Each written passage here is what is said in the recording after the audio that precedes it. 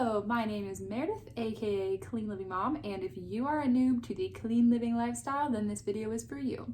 So if you are unfamiliar with how my Wine Wednesday videos work, this is a Wine Wednesday video where we wine and then refine our thinking. I know. So I have to do a little talk on this little wine right here that I'm trying because I like to review organic wines for people. This is a Scout and Cellar wine here. This was sent to me by Kim, 6-pack of Gits. Go check out her account, yo. And if you want to buy the wine that I'm drinking today, it is linked below. This is the Hush Keeper, which is a red wine blend. I love this wine so much. It's a little on the pricier side, I'm not gonna lie. I was like, ooh, I'm just so refined right now. I still feel so posh, okay? But I really like it. I love that it's not sugary at all. I love that it's organic, clean crafted. Those wine terms are really not regulated, but I like the standards that this company has. So go check them out or ask me more about that, and I'd be happy to give you more information about that. Wait, we gotta try it.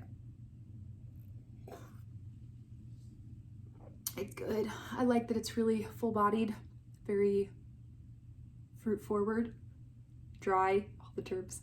I don't know. It just tastes good without it burning the back of your throat. You know what I'm saying? Okay. All right, here we go. I'm treating this as my welcome video, okay? So, hello, I'm so glad you're here. Thank you so much for following along on my clean living journey, as I like to say, because that's really what it is. It's a journey, and it's ever changing, and we're learning things all the time, okay?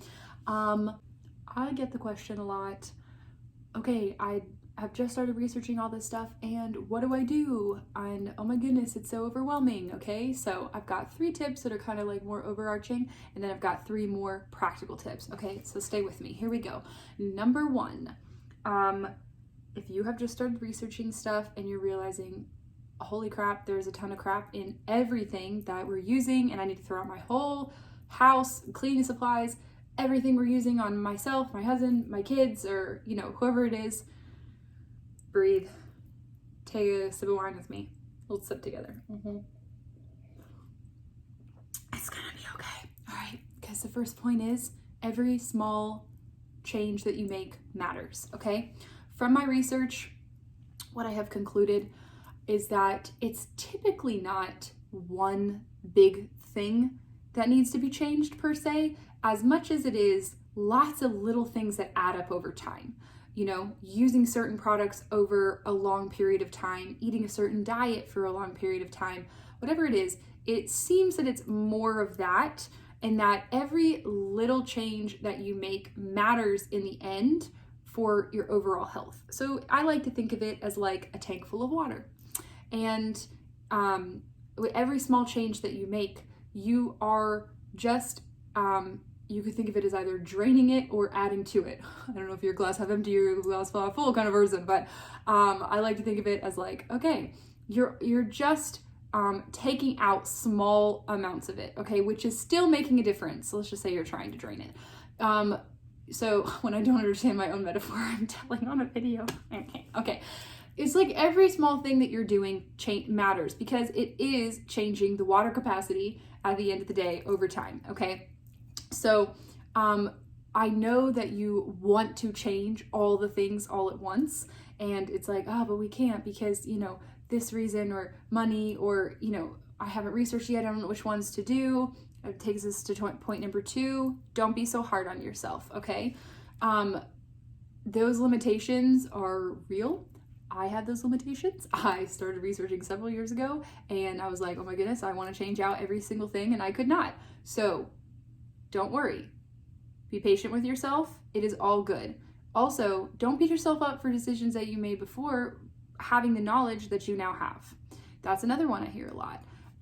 As you're starting to research more things and you're like, I wish I would have done this differently. I wish I could have started this differently. Don't do that. That's never good, because you can't beat yourself up for the things that you didn't know then of what you know now. The best thing that you can do is just continue to move forward and make the best decisions with the knowledge that you have at this point in time. So be encouraged that every small thing, even if all you can do right now is change one shampoo, then go you. You are making a difference overall because you are moving in the right direction. It doesn't matter how fast you're moving as much as the fact that you're just moving. Does that make sense? Okay, work with me. All right. Number 3, don't trust everything the EWG says or Think Dirty. Actually, don't even use Think Dirty at all. I hate Think Dirty. Or everything that clean companies say. I'm just going to be honest with you. I have a whole video on why I don't trust the EWG, and I've done a lot of research on that and Think Dirty. If you want that, if you're on Instagram, comment below and I'll send it to you. If you're on YouTube, I will link it below. Okay, but don't trust everything they say. They make a lot of things sound worse than it really is. For instance, okay, unpopular opinion, but it's true. No, your skin does not absorb 60% of everything you put on it. And no, it does not take 26 seconds for every single chemical, which is being used incorrectly, but I digress, to get into your bloodstream. That's not true. So don't worry, okay? Not to say that it's not important what products we use, because it is, but I'm just saying it doesn't happen that quickly and it doesn't happen that much, okay? So now that you're on the other side of starting to look at, be more woke, if you will, don't just assume that everything they're saying on this side is correct, because it's not, okay? My job is to try to inform you the best that I can of both sides so that you can make an informed decision one way or the other. So don't just assume that everything they're saying is correct, because sometimes it is, but sometimes it's not. Okay. Number 4. I have to look at my notes because I forget. Okay. Ooh, the biggest thing that I get asked, especially with someone who's newer to the non-toxic lifestyle, if you will, is what do I switch out first? Okay, so my personal favorite method, there's really no wrong or right answer here. I'll just throw that out there first. You can do whatever you feel is best, okay? But for me personally, I feel like the most manageable is to say to just switch out the next product that you need to replace anyway. That is the easiest, okay? If you are about to run out of conditioner, go ahead and just research that or ask me and I'll give you a recommendation, and know that hours of research has went into that recommendation and just replace it with that. If you are, your pan is steaming and it's chipping and you need to get a new pan, replace that next. All right, start with one, and remember that every one thing you change is making a difference. So start with that one thing, okay? Tip number 5. If you're a parent, pretty much just throw out number 4 and go with this one. I would start with kid products. If I had to be honest, the first thing that I would legitimately start with is kid products. There is a lot more things to be worried about with kid products than really adult products, in my opinion, because generally speaking, your immune system in your body is able to withstand more than a child's. Their systems are so much more developing and their immune systems are not set yet. And the food that you give them and the products that they're using, it does make a bigger difference when they are younger and their bodies are developing. So much brain development happening. There's just so much developing between the age of like 0 to 12. So, in all honesty, the first things that I would do is focusing on that. Okay. Also, just to go back a little bit because I forgot. Food. Food is really, really important, okay? It sometimes gets overlooked in this world at times because we focus on only wanting to replace the products that we're using because we get freaked out that there's a ton of chemicals and everything. I'll just go ahead and throw out there too. Chemicals are in everything. Water is chemicals and an essential oil is chemical. So, okay, just throwing that out there. Side note. Anyway, moving on. What was I saying? Food. That's right. Okay. It took way too long. Come on, brain. Food. Your food is really important. The diet that you eat is going to make a huge difference, probably the biggest difference to your health more than anything else. Okay. So I would start with food is really important. Just trying to eat cleaner. Not even necessarily organic. Organic is great, but if you can't do organic, it's okay. Just focus on eating more fruits and vegetables and meats.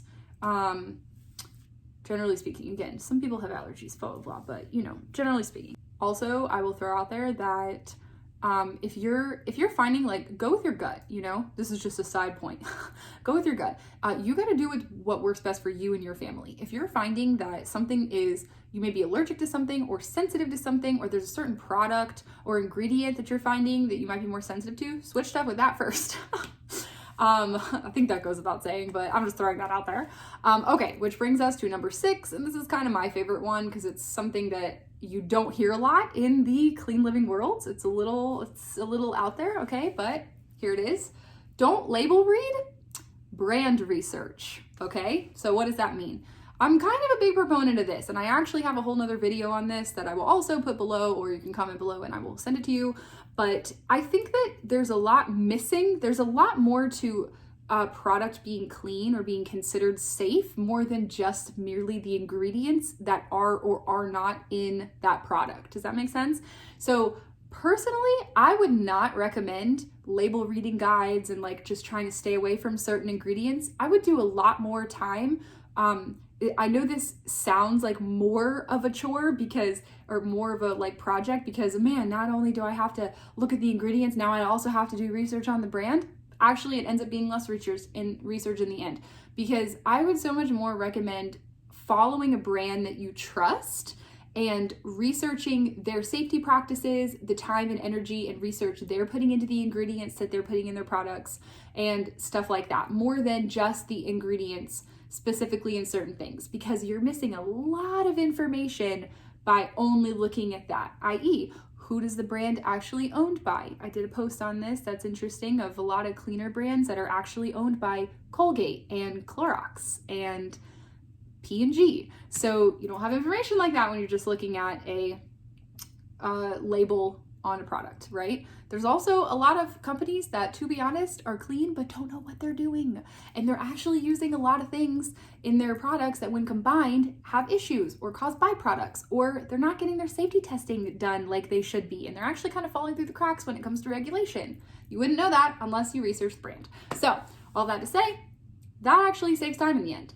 Kind of just stick with brands and trust certain brands. I have a ton of brands that I have done a lot of research on that I would love to give you sources on. So if you are new, I hope this video helped you, and I hope that it kind of gave you a glimpse into what you're going to be seeing on my account here. I'll also throw out there just a bonus. I like to I try to show both sides of the coin as much as possible when it comes to showing the evidence. And just so you know, I will always show which brands I like to categorize as like bad, a little bit more sneaky in between, and then like really clean, like the best of the best. I will always, because I just want to inform my followers the most of which brands those, fall into that, or which products fall into those different things. But if you find that this works for your budget and this is the only shampoo and it's a sneakier brand, that's okay. You do you, boo. If that's the only one that works and you make that decision, this is what works best for my family, we're not going to go for the super clean that's $20. We're going to go for this one that's 10. You do you. You do that. I'm just telling you right now, I'm going to go ahead and just inform so that everyone knows which one, so that you can make the best, most informed decision that works for you and your family. Okay, that's it. Thank you for joining us today. I hope you enjoyed our little wine session here. And I am really excited that you are here. So, okay, I think that's all.